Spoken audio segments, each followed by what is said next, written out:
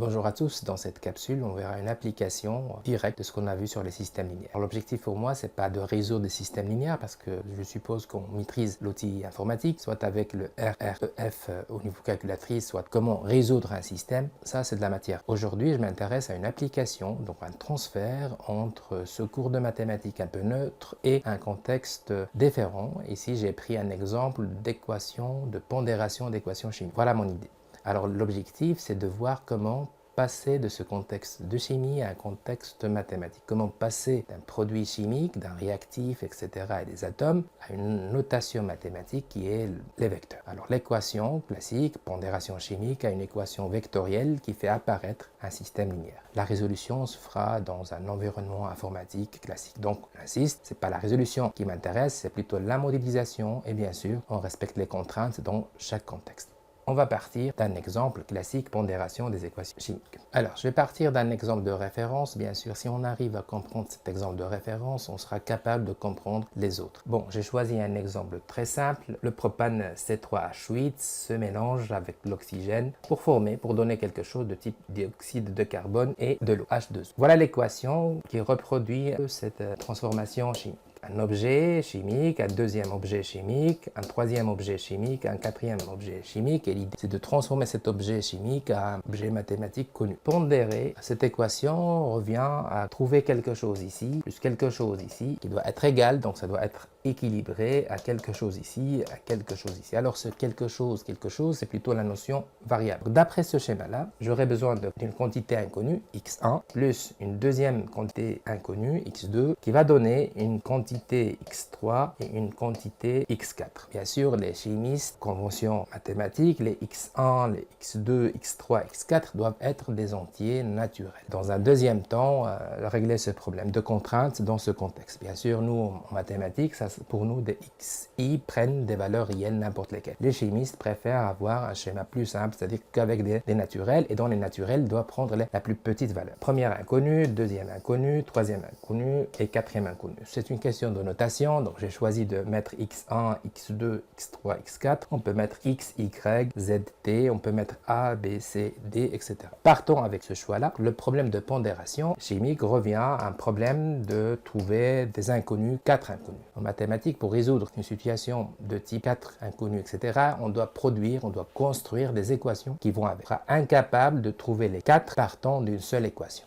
C'est pour ça qu'on va faire un peu de transfert. Donc l'objet chimique maintenant qui va devenir un objet mathématique. La littérature de chimie, etc., je vous la laisse. Donc pour moi, c'est plutôt un objet mathématique à résoudre. Il y a 3 types d'atomes, C, H et O. Ça me donne déjà une indication sur la dimension d'un vecteur. Ça sera un vecteur dans R3. Ça sera quelque chose de ce type qui appartient à R. Si on a 4 atomes, on s'attend à un vecteur de 4 lignes, une colonne. Si on a 5 atomes dans l'équation, ça sera le même principe. Ça sera R5, 5 lignes et une colonne. C'est ça l'idée. Alors il y a 3 types d'atomes, carbone, hydrogène, oxygène. Je passerai maintenant à cette transformation de cette écriture chimique à une transformation en écriture vectorielle mathématique. L'idée, c'est de voir chaque objet chimique comme vecteur. Que partant de 3 atomes, ça sera un vecteur de R3, c'est-à-dire 3 lignes et une colonne. Par exemple, ici, il faut voir ça dans cet ordre. Par exemple, si je commence par C, H et O, donc c'est comme si on a C3, H8, il n'y a pas de O, donc c'est O0. Le O2, dans cet ordre, ça sera C0, H0 et O2. CO2, ça sera dans cet ordre, C1, H0, O2. Et finalement, H2O, ça sera C0, H2, O1. On voit bien que l'objet maintenant chimique est composé de 3 atomes, et pour chaque atome, il y a une quantité. En fait, les coordonnées de chaque vecteur sont là. Cet objet chimique devient le vecteur 3, 8, 0. Cet objet devient le vecteur 0, 0, 2. Vecteur 1, 0, 2. Et celui-là devient 0, 2, 1. Juste pour rappeler que l'ordre n'a pas d'importance, on peut jouer avec l'ordre dans les vecteurs, le système reste équivalent. Je peux imposer un ordre précis en commençant par l'oxygène, l'hydrogène et le carbone. C'est un peu la même chose que hydrogène en premier moment, oxygène en deuxième moment, carbone en troisième moment. Notre système va commencer à se construire. Ce sera le x1 ici, x2 égal, puisque ça doit être équilibré, x3, x4. Voilà la situation mathématique qui représente cette situation de chimie. Pour le processus de résolution, identifier les vecteurs. La première ligne, la deuxième ligne, la troisième ligne, ce qui donne un système déjà de 3x1 plus 0x2 égale 1 fois x3 plus 0 fois x4. Ça, c'est la première ligne, par identification. La deuxième ligne, deuxième équation, ça sera 8x1 plus 0x2 égale 0x3 plus 2x4. La troisième ligne, c'est la troisième équation, ça sera 0x1 plus 2x2 égale 2x3 plus 1x4. Voilà mon système d'équations bien sûr linéaires, parce que la puissance sur les variables c'est 1. Alors la résolution, le processus de résolution, ça on le connaît, il suffit de mettre un peu de l'ordre, d'arranger les choses pour faire apparaître le cadre, par élimination de Gauss, par symétrie de matrice si on est avec une matrice carrée, etc. Donc le processus on le connaît. C'est juste, l'objectif c'était de modéliser. Là, on arrive à notre modélisation. On a transformé le problème d'équation chimique en un problème de résolution de système. Voilà le système, voilà la matrice augmentée, si je suis avec l'idée de résoudre avec l'élimination de Gauss, matrice augmentée, qui est équivalente à une série de manipulations, c'est ce qu'on appelle l'échelonnement. Donc on va échelonner cette matrice pour arriver à ce schéma final avec les pivots de Gauss. On voit bien des pivots, on voit bien un schéma de système après élimination de Gauss. Donc ça c'est votre touche calculatrice d'une matrice A. Je rappelle la technique avec la calculatrice.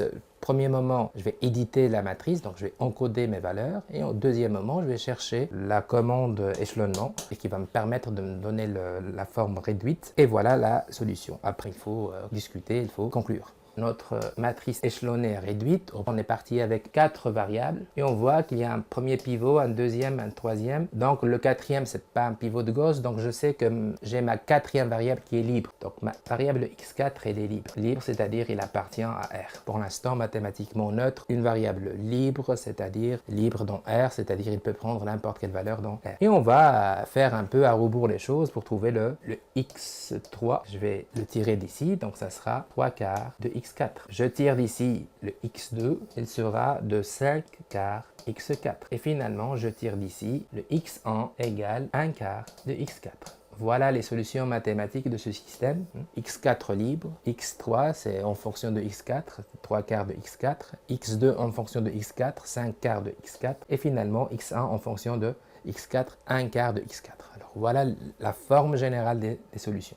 La conclusion va se faire dans un contexte de chimie, donc le x4 en fait n'est pas tout à fait libre pour respecter les conditions du problème. Il doit être entier, naturel et le plus petit possible. Alors je peux partir avec x4 égale 4. Je peux partir d'une valeur la plus petite possible, donc x4 égale... Bon, je peux prendre 4. 3 fois 4, ça fait 12, divisé par 4, bah, ça fait 3. Je peux prendre x2 égale 4, donc ça fait 5. Et je peux prendre x1 égale 4 sur 4, ça fait 1. Alors, dans cette infinité de solutions, je prends une solution qui respecte cette contrainte, c'est-à-dire cette équation chimique. Mon x4 égale 4, mon x3 égale 3, mon x2 égale 2, égale 5, pardon, x1 égale 1. Bien sûr, j'ai évité les valeurs négatives, puisque c'est un contexte différent. Voilà, il suffit de les placer ici. Ça, c'est mon x1 qui respecte la contrainte. Ça, c'est mon x2. Ça, c'est mon x3. Ça, c'est mon x4. Voilà, vous aurez une série d'exercices un peu similaires pour consolider la notion de transfert entre la chimie et une application directe de système. Voilà pour cette capsule.